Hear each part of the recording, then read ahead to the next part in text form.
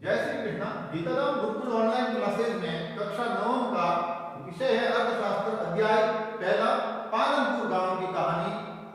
इसमें हम पढ़ रहे थे कि गांव में किस तरह से उन्होंने अपना विकास किया, भूमि सुधार किया, किस तरह से बहुविधि फसल ली, सिंचाई के साथ उन्होंने सुधार किया और किस तरह से रासायनिक उर्वरक और कीटनाशकों और संकर बीजों की वजह से उन्होंने अपने फसल उत्पाद को बढ़ाया।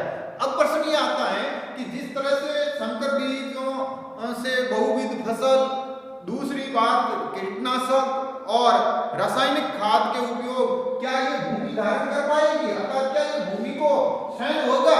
तो यह भूमि एक प्राकृतिक संसाधन है, अतः इसका सावधानीपूर्वक है जो उपयोग करने की जरूरत है। भूमि प्राकृतिक संसाधन है, क्या है? संसाधन है, साथ ही स्थिर है, क्या है? स्थिर है, क्या है? स्थिर है। ये एक उतना ही रहता है, इसलिए बढ़ता नहीं है। वैज्ञानिक रिपोर्टों से संकेत मिलता है कि खेती की आधुनिक कृषि विधियों में प्राकृतिक संसाधन का आधार का अति उपयोग किया जाता है। यानी जब वैज्ञानिक विधि से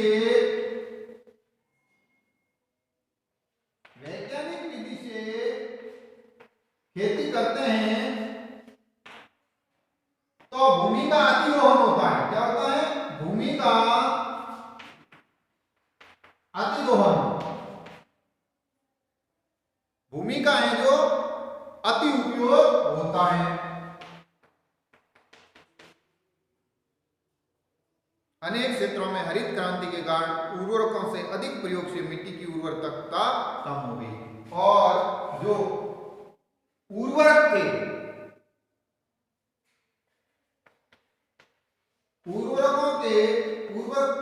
के उपयोग से भूमि की उपजाऊ क्षमता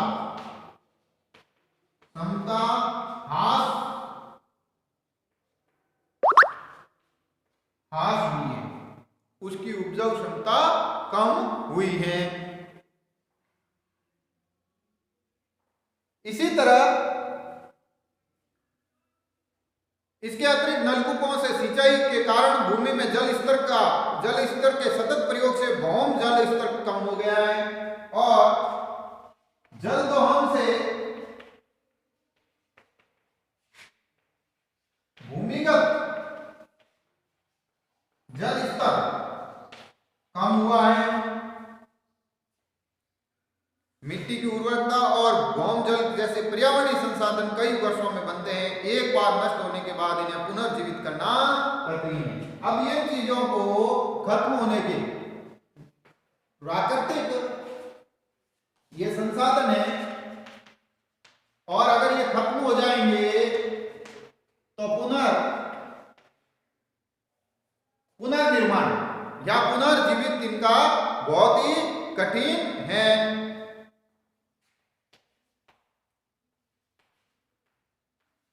पुनर्जीवित करना इनको कठिन है।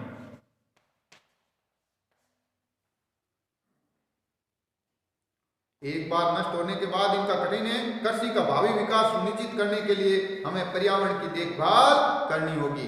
अब हमें जो भी कृषि के लिए हम काम करेंगे हैं जो उसमें कृषि हेतु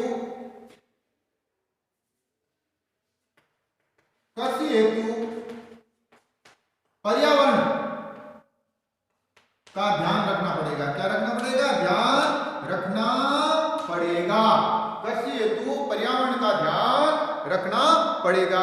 रासायनिक उर्वरक ऐसे खनिज देते हैं जो पानी में घुल जाते हैं और पौधों को तुरंत उपलब्ध हो जाते हैं, लेकिन मिट्टी इन्हें लंबे समय तक धारण नहीं कर पाती है। जो हम रासायनिक उर्वरक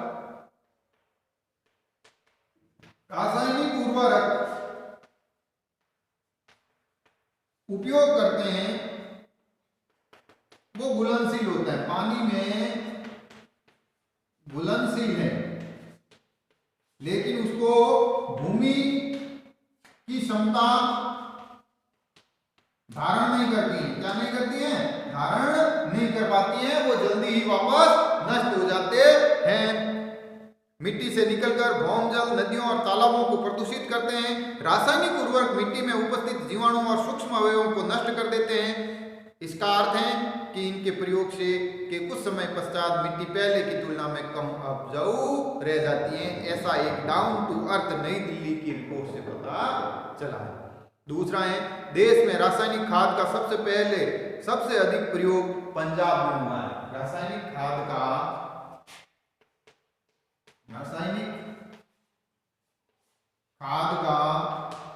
अत्यधिक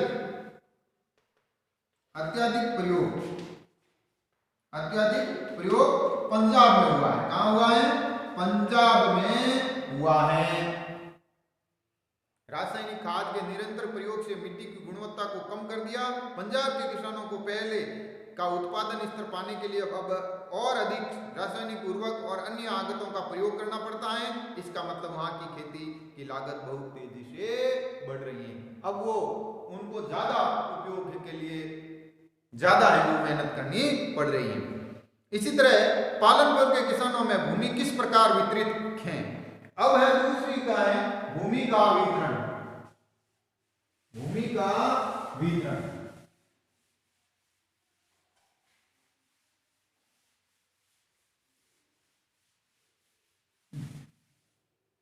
भूमि का वितरण, भूमि का वितरण।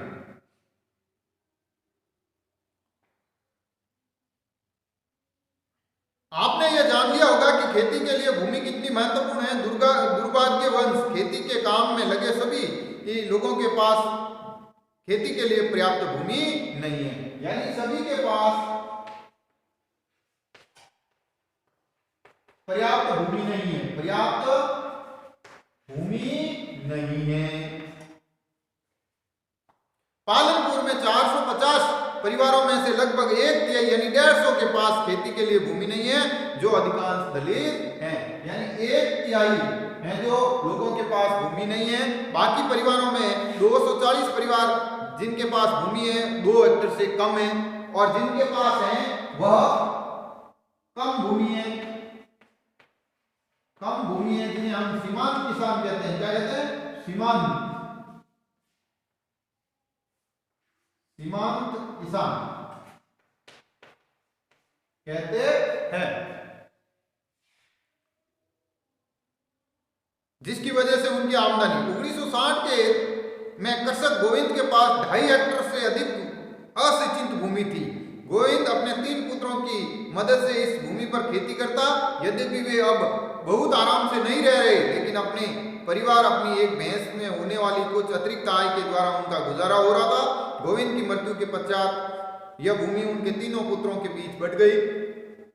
अब केवल 0.75 हेक्टेयर भूमि का टुकड़ा था, परंतु अब बेहतर सिंचाई और खेती की आधुनिक विधियों के बावजूद गोविंद के बेटे अपनी जमीन से गुजारा नहीं कर पा रहे थे। वर्ष के कुछ भाग में अतिरिक्त कार्य भी ढूंढना पड़ता है। फिर है जो भूमि का है जो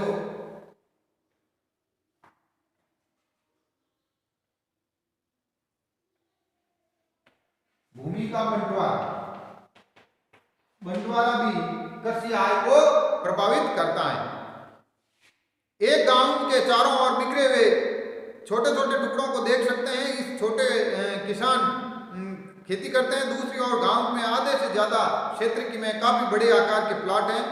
पालनपुर में मंझोले और बड़े किसानों के 60 परिवार हैं जो 2 हेक्टेयर से अधिक भूमि पर खेती करते हैं, और कुछ बड़े किसानों के पास 10 हेक्टेयर या इससे अधिक भूमि है जिन पर वो खेती करते हैं।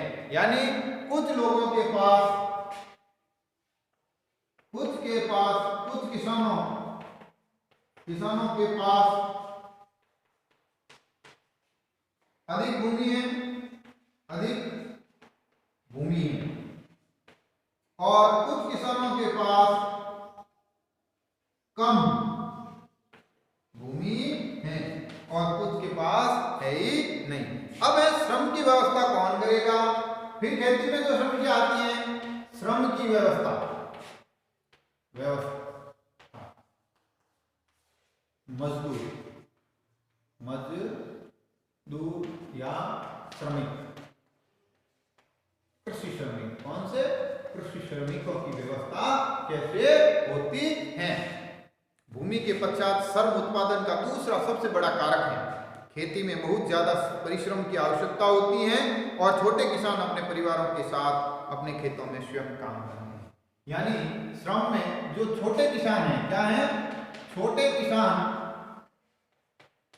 अपने परिवार से ही श्रम की पूर्ति करते हैं। क्या करते हैं, श्रम की पूर्ति करते हैं। उनके किसान खुद काम करते हैं। और बड़े किसान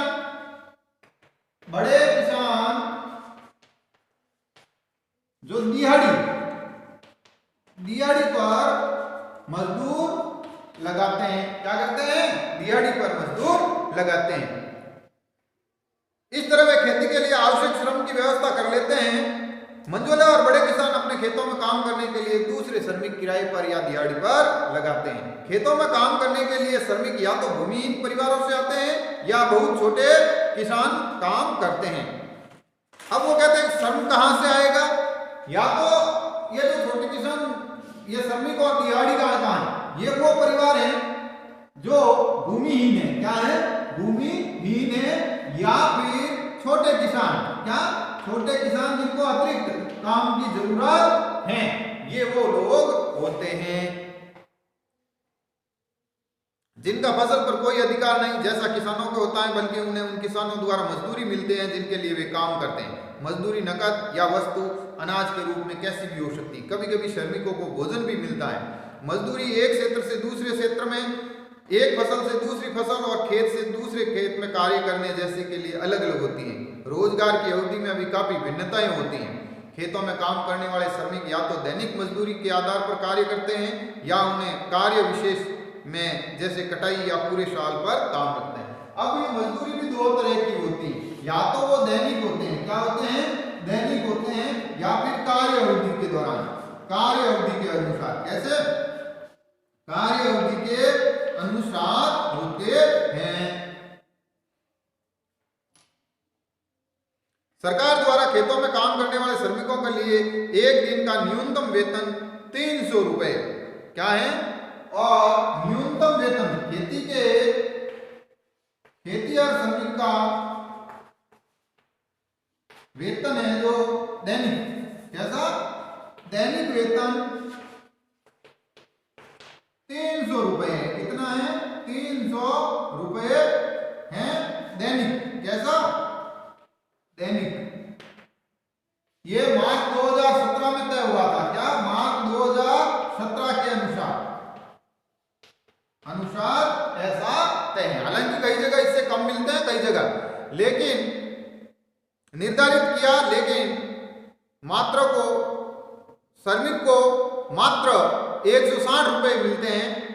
अब ये सरकार ने जो 300 रुपए तय किया है, उसके अनुसार खेती और श्रमिकों को जो मिलते हैं वो टोटल है 160 रुपए। कितने, 160 रुपए। 300 जो सरकार ने तय किए, किसने किए, सरकार ने जो तय किए हैं उसके आधार वास्तविक रूप से इतना ही मिलता है।